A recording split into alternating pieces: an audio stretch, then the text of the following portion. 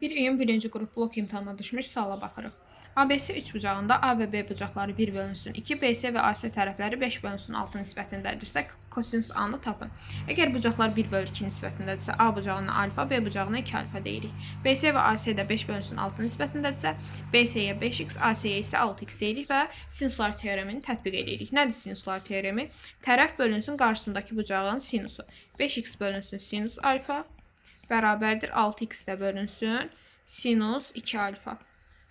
Hər iki tərəfdən x-lar ixtisar olunur. Sinus 2 alfanı da 2 sinus alfa kosinus alfa şəklində yazırıq və vururuq.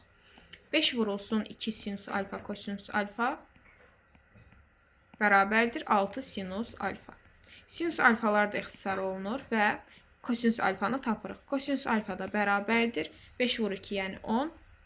6 bölünsün 10. O da olur 0,6. Kosinus alfa da kosinus A-ya bərabərdir. Yəni cavabımız olur B variantı.